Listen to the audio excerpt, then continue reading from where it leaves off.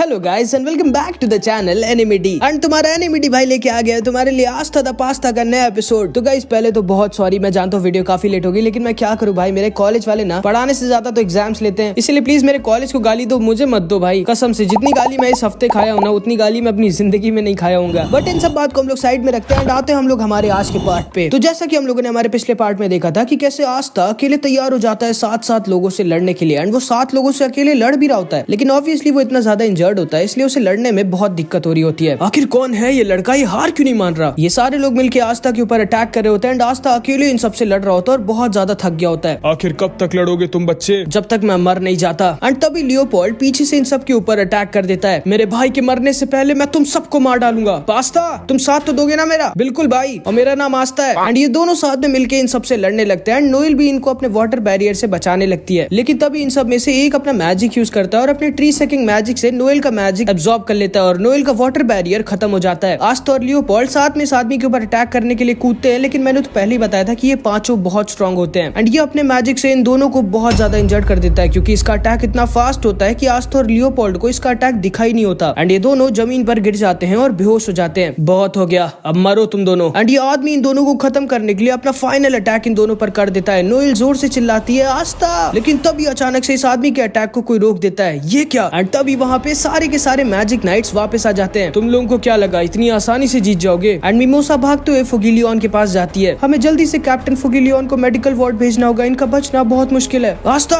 तुम ठीक तो? एंड आस्था बहुत ज्यादा इंजर्ड हो चुका होता है। नोज़ेल बोलता है तुम लोगों ने जो किया है उसके लिए मैं तुम लोगों को बहुत गंदी मौत दूंगा। ऐसी बात है क्या? एंड तभी नोज़ेल इन लोगों के ऊपर अटैक कर देता है, बट तभी ये लड़की अपना मैजिक यूज करती है, सैलामेंडर मैजिक, एंड वो अपने मैजिक से अपने आसपास एक सैलामेंडर बना देती है जो नोज़ेल के अटैक को एब्जॉर्ब कर लेता है एंड ये सैलामेंडर सारे के सारे मैजिक अटैक्स को एब्जॉर्ब कर सकता है और जितने ज्यादा अटैक्स ये एब्जॉर्ब करेगा उतना ही ज्यादा स्ट्रांग होता जाएगा। एंड तभी ये लड़की आस्था को भी अपने सैलामेंडर से किडनैप कर लेती है। नोज़ेल समझ जाता है कि ये लोग कोई मामूली क्रिमिनल्स नहीं है। अभी तो हम लोग यहाँ से जा रहे हैं, लेकिन हमारा नाम याद रखना तुम सब मैजिक नाइट्स। हमारा नाम है आई ऑफ द डार्क सन और एक दिन हम लोग पूरा क्लोवर किंगडम तबाह कर देंगे। एंड तभी ऑबिटो के टेलीपोर्टेशन मैजिक से ये सब वहाँ से आस्था को लेके भाग जाते हैं। हमें जल्दी कुछ करना होगा, वो लोग आस्था को ले गए। हमारे पास अभी एक कॉमनर की चिंता करने का टाइम नहीं है, हमें हमारे क्लोवर किंगडम का ध्यान रखना होगा। लेकिन कैप्टन नोज़ेल सही कह रहे हैं नोएल, हमें नहीं पता कि वो लोग आस्था को कहाँ लेकर गए होंगे। अभी हमारे क्लोवर किंगडम को हमारी जरूरत है, हमें दोबारा से अपने किंगडम को सेव करना होगा। मिमोसा क्या ये दोनों बच पाएंगे? मैं लियोपोल्ड को तो बचा सकती हूँ, पर फुगिलियन सर का बचना बहुत मुश्किल है। हमें जल्दी इन्हें मैजिक हॉस्पिटल लेके जाना होगा, जिसपे सॉलिड और नेब्रा फुगिलियन पे हंसने लगते हैं। देखो तो क्रिम्सन लायंस का कैप्टन कितना वीक और बेसहारा है, और अब तो इसके पास एक हाथ भी नहीं है। लेकिन तभी नोज़ेल इन दोनों को चुप करा देता है और कहता है भले ही उसके पास एक हाथ ना हो, लेकिन फिर भी वो तुम दोनों को आसानी से अकेले हरा सकता है, इसलिए चुप रहो। एंड ये दोनों चुप हो जाते हैं। उसके बाद ये सारे के सारे मैजिक नाइट्स पूरे क्लोवर किंगडम में फैल जाते हैं अपने किंगडम को दोबारा से सेव करने के लिए, लेकिन बेचारी नोएल सिर्फ आस्था के बारे में ही सोच रही होती है। इधर हम देखते हैं सारे लोग आस्था को लेके वापस अपने बेस पे आ जाते हैं। डैड लीडर तुम पे खुश नहीं होंगे, क्योंकि भले ही हम मिशन में पास हो गए, लेकिन तुम्हारी वजह से कार्ला पकड़ी गई। चिंता मत करो, लीडर कभी भी जाके उसको छुड़ा सकते हैं। 1 मिनट शैली, तुम्हें इसे अंदर लेके नहीं आना चाहिए, इसे यहीं पे खत्म कर दो। क्या?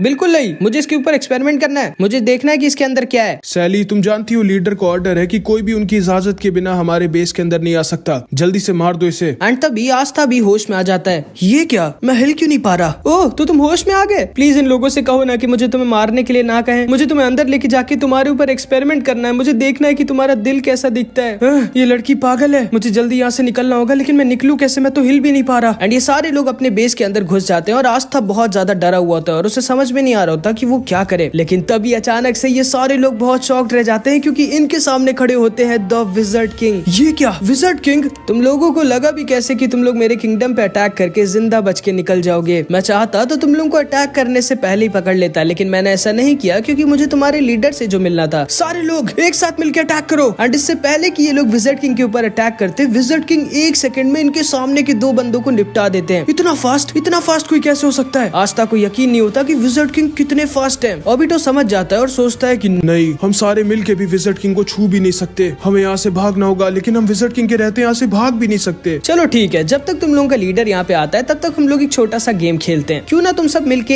एक साथ मेरे ऊपर अटैक करो, और अगर तुम लोगों का एक भी अटैक मुझे छू गया तो मैं यहाँ से चला जाऊंगा। एंड इसको सुनते ही ये सारे लोग एक साथ मिलके विज़र्ड किंग पर अटैक कर देते हैं, बट सामने खड़ा कौन है? Wizard king. इन सब का एक भी अटैक विज़र्ड किंग को छूता ही नहीं। विज़र्ड किंग इतने ज्यादा ज्यादा फास्ट होते हैं। आस्था को यकीन नहीं होता कि जिस अटैक को आस्था देख भी नहीं पाया था, विजर्ड किंग उस अटैक के साथ 4 अटैक्स को इतनी आसानी से डॉज कर रहे हैं। ये इतना फास्ट कैसे है? एंड तभी अचानक से विजर्ड किंग उनके सामने से गायब हो जाते हैं और उनके पीछे खड़े होते हैं एंड अपने टाइम प्रिजन मैजिक से एक बार में ये सबको पकड़ लेते हैं। एंड हमारे विजर्ड किंग के पास टाइम मैजिक होता है एंड विजर्ड किंग आस्था को भी बचा लेते हैं। आस्था को यकीन नहीं होता कि विजर्ड किंग ने अकेले इन सारे लोगों को बच्चों की तरह हरा दिया। आस्था मन में सोचता है तो ये है वो जिन्हें मुझे हराना है अगला विजर्ड किंग बनने के लिए। मैं इनके सामने कमजोर नहीं दिख सकता। उठो आस्था। एंड आस्था विजर्ड किंग के सामने किसी तरह दोबारा से खड़ा हो जाता है। मुझे देख के अच्छा लगा आस्था कि तुम ठीक हो। और तुम सब लोग ये बताओ कि ये टैबलेट क्या चीज है? एंड इसमें तो कुछ पत्थर घुसे हुए हैं। मैं देख सकता हूँ इसमें अभी भी कुछ जगह खाली है। क्या होगा जब तुम लोग इसमें सारे के सारे मैजिक स्टोन्स लगा दोगे? और शायद तुम लोगों को याद होगा जैसा हम लोगों ने पार्ट 3 में देखा था कि जब आस्था ने आइस को हराया था तब नेरो आस्था के पास एक मैजिक स्टोन लाई थी एंड यही वो मैजिक स्टोन है जिसे आई ऑफ द डार्क सन वाले कलेक्ट करे एंड ये सारे के सारे मैजिक स्टोन्स जमा करके इस टैबलेट पे लगा रहे हैं। एंड जब सारे के सारे मैजिक स्टोन्स इस टैबलेट पे लग जाएंगे तब तुम्हें यकीन नहीं होगा कि क्या होगा, और वो भी हम लोग आगे देखेंगे। तो जैसे कि हम लोगों को पता है कि एक मैजिक स्टोन अभी भी नेरो के पास है। जल्दी बताओ तुम लोग, मेरे पास इतना टाइम नहीं है।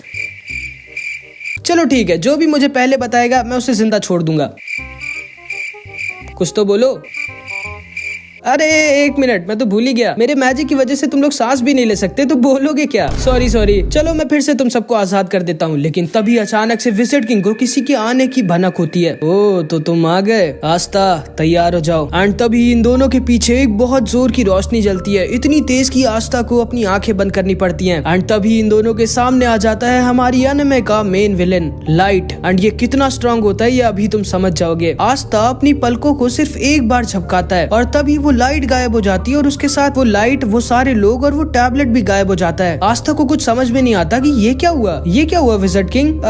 वो भाग गया मुझे चकमा देके अपने साथियों और उस टैबलेट के साथ। मुझे नहीं लगा था कि इस दुनिया में कोई इतना स्ट्रॉन्ग भी बचा होगा जो मेरी स्पीड को टक्कर दे दे। खैर हमारी पहली फाइट में तो वो इस बार जीत गया, लेकिन अगली बार वो नहीं जीतेगा। लेकिन हाँ, वो इसको लेके नहीं भाग पाया, जिसको सुनते ही आस्था एकदम शॉक्ड रह जाता है कि भाई जितनी देर में आस्था ने सिर्फ एक पलक झपकाई उतनी देर में विजर्ड किंग और लाइट की फाइट स्टार्ट होगी, खत्म भी हो गई। अब तुम लोग सोच सकते हो कितने फास्ट है विजर्ड किंग और आई ऑफ द डार्क सन का लीडर। आस्था समझ जाता है कि अभी उसे बहुत ज्यादा स्ट्रॉन्ग होना होगा। इधर हम देखते हैं फुगीलियन और लियोपोल्ड मैजिकल वार्ड में पड़े होते हैं। लियोपोल्ड तो फिर भी ठीक होता है, लेकिन फुगीलियन की हालत बहुत खराब होती है एंड ये सारे लोग फुगीलियन के लिए बहुत डरे हुए होते हैं एंड नोएल और मिमोसा हमारे आस्था के लिए। लेकिन तभी विजर्ड किंग हमारे आस्था के साथ वहाँ पर पहुंच जाते हैं। कैसे हो तुम सब? हेलो नोएल, तुम ठीक तो हो ना? एंड आस्था को देख के नोएल और मिमोसा बहुत खुश हो जाते हैं, बट इन दोनों से ज्यादा खुश हो जाता है क्लॉस, जो भागते हुए जाके आस्था को गले लगा लेता है। तुम ठीक तो हो ना आस्था? हाँ मैं ठीक हूँ, लेकिन तुम रो क्यों रहे हो भाई? मैं जिंदा हूँ। नेरो भी खुशी के मारे आस्था को मारने लगती है एंड तभी मिमोसा भी अपने आप को कंट्रोल नहीं कर पाती और नोएल और क्लॉस को उड़ा के जाके उसको गले लगा लेती है एंड फिर शर्मा के दूर हट जाती है और नोएल बहुत गुस्सा हो जाती है। एंड इसके बाद विजर्ड किंग इन सब के साथ खड़े होते हैं। मैं आई ऑफ द डार्क सन के लीडर से मिला जिसने फुगीलियन पर अटैक किया था, और मैं ये कहना तो नहीं चाहता पर उनका लीडर सच में बहुत ज्यादा स्ट्रॉन्ग है और ये भी हो सकता है कि वो मुझसे भी ज्यादा स्ट्रॉन्ग हो। सर, फुगीलियन ने अपने गले में जो पेंडेंट पहना था वो गायब है। ओ जरूर से फुगीलियन का पेंडेंट भी एक मैजिकल स्टोन होगा जो उन लोगों को अपने टैबलेट पे लगाना होगा, तभी उन लोगों ने फुगीलियन पे अटैक किया। एंड तभी सिल्वर ईगल की फैमिली वाले वहाँ से जाने लगते हैं। नोजेल बहुत ज्यादा गुस्सा होता है क्योंकि भले वो फुगीलियन का राइवल है, लेकिन ये दोनों भी आस्था और यूनो की तरह एक दूसरे को सीक्रेटली पसंद करते हैं। एक मिनट, मतलब वो वाला पसंद नहीं, ठीक है, रिस्पेक्ट वाला पसंद भाई, कुछ गलत मत समझ लेना। एंड नोजेल अपने मन में बोलता है तुम चिंता मत करना फुगीलियन, मैं तुम्हारा बदला जरूर लूंगा। एंड ये तीनों वहाँ से चले जाते हैं। इधर हम लियोपोल्ड को देखते हैं जो अभी भी इंजर्ड होता है एंड वो अपने पास्ट को याद कर रहा होता है। भैया वो आपके सर पे डायमंड कैसा बना है? लियो, ये एक प्रॉमिस है जो मैंने अपने आप से किया है एंड इसको मुझे मरते दम तक पूरा करना होगा। इसके बाद हम देखते हैं विजर्ड किंग इन सबसे कह रहे होते हैं मुझे बहुत दुख हुआ फुगीलियन के साथ जो हुआ एंड हम उसे बचा नहीं पाए, लेकिन हम उसका बदला जरूर लेंगे। सही कहा। एंड तभी लियोपोल्ड बाहर आकर खड़ा हो जाता है। लियो, तुम्हें अभी नहीं खड़ा होना चाहिए। सही कहा आपने विजर्ड किंग, मैं लूंगा अपने भाई का बदला। आस्था, मुझे खुशी है कि तुम जिंदा हो क्योंकि हम इतनी आसानी से नहीं मर सकते। अभी हमें बहुत ज्यादा स्ट्रॉन्ग होना है। मैं वादा करता हूँ कि मैं बहुत स्ट्रॉन्ग बनूंगा और अपने भाई का बदला लूंगा। मैं एक भी दिन रेस्ट नहीं करूंगा और हर दिन बहुत ज्यादा मेहनत करूंगा और तब तक मेहनत करना नहीं छोड़ूंगा जब तक मैं एक दिन विजर्ड किंग नहीं बन जाता। तैयार हो ना मेरे राइवल?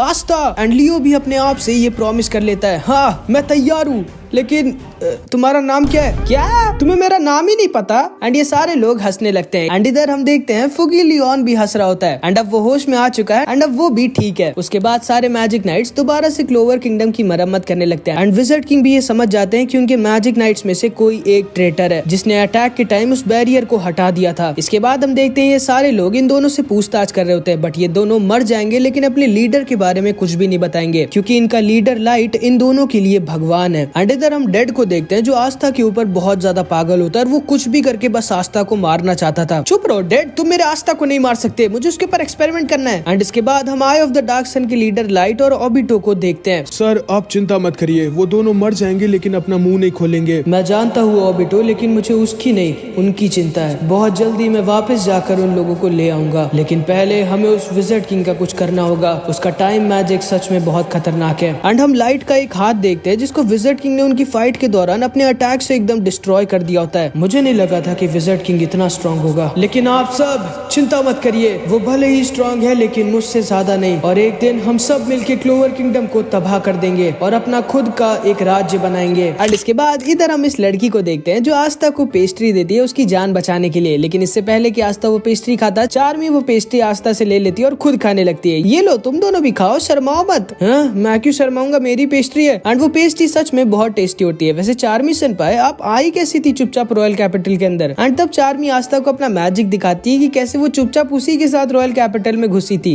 एंड तभी हम देखते हैं वहाँ से यूनो की भी स्क्वाड जारी होती है। ओए यूनो, कम से कम एक हाय तो बोलते जाओ, किस बात की ऐठन है तुम्हारे अंदर? एंड चार्मी आस्था से कहती है एक मिनट, तुम मेरे प्रिंस को कैसे जानते हो? मैं जानता हूँ कि तुम बहुत स्ट्रॉन्ग हो गए हो, लेकिन ये मत बोलो कि मैं तुमसे भी ज्यादा स्ट्रॉन्ग हूँ। जिसको सुनते ही यूनो आस्था के ऊपर एक बहुत ही स्ट्रॉन्ग अटैक यूज कर देता है, जो कि इतना स्ट्रॉन्ग होता है कि अगर आस्था की जगह कोई और मैजिक नाइट होता तो वो काम से गया था। लेकिन सामने कौन खड़ा होता है? हमारा आस्था। एंड वो अपनी तलवार निकालता है और वो यूनो के अटैक को रोक देता है, लेकिन उसके अटैक से वो नीचे जरूर गिर जाता है। एंड तभी उसको यूनो का एक मैसेज दिखता है जिसमें लिखा होता है मैं ठीक हूँ, तुम बताओ। अबे पागल है क्या, मुंह से नहीं बोल पा रहा था? अभी तो हम सब मारे जाते। एंड यूनो आस्था को इग्नोर करके वहां से चला जाता है। क्लॉस सोचता है कि अचानक से यूनो का विंड अटैक इतना स्ट्रॉन्ग कैसे हो गया? एंड वो इसीलिए हुआ है क्योंकि यूनो के पास अब विंड स्पिरिट शिल्फी भी है। और आस्था और यूनो दोनों अंदर से बहुत खुश होते हैं एक दूसरे के लिए कि वो लोग अब इतने स्ट्रॉन्ग हो गए। इसके बाद हमारा आस्था वापस लौट जाता है अपने ब्लैक बुल स्क्वाड के पास। मैग्मा सेनपाई, फिर विज़र्ड किंग ने मेरी तारीफ की और मुझे बना दिया जूनियर मैजिक नाइट। क्या? लेकिन जूनियर मैजिक नाइट होता क्या है? मुझे नहीं पता। बेवकूफों, तुम लोगों को ये नहीं पता कि जूनियर मैजिक नाइट क्या होता है? कोई बात नहीं, तुम लोगों का कभी प्रमोशन नहीं हुआ है ना, इसलिए तुम लोग अभी तक की सुपर जूनियर मैजिक नाइट हो। और आस्था अब जूनियर मैजिक नाइट हो गया, मतलब तुम लोग से भी ऊपर। और क्योंकि चार्मी ने अकेले उस चुड़ैल को हराया था, इसलिए अब वो सीनियर मैजिक नाइट है। ये मैं सीनियर मैजिक नाइट बन गई, मतलब मुझे अब और खाना मिलेगा। और तुमने भी बहुत अच्छा काम किया Aastha. Thank you Yami sir. मैं जा रहा हूँ और ट्रेनिंग करने ताकि मैं और ज्यादा स्ट्रॉन्ग बन पाऊँ और एक दिन बन जाऊँ विज़र्ड। चुप रहो, पागल हो क्या? जाके थोड़ा रेस्ट कर लो वरना रेस्ट इन पीस हो जाओगे। मुझे रेस्ट की जरूरत नहीं है, तुम्हें है गधे। लेकिन मैं करूंगा क्या अपने रेस्ट पे? मेरे साथ चलो, आज मैं तुम्हें एक ट्रिपल डेट पे लेके चलता हूँ। क्या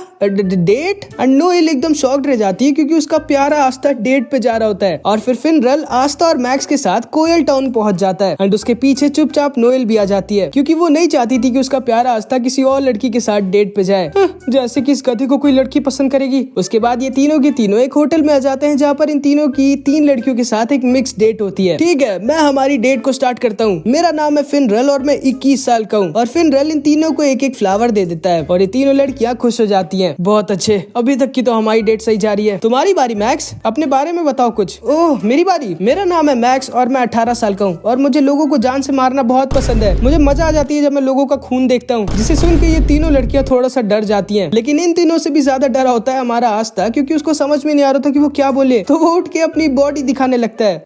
हाय, मेरा नाम है 15 और मैं आस्था साल का हूँ।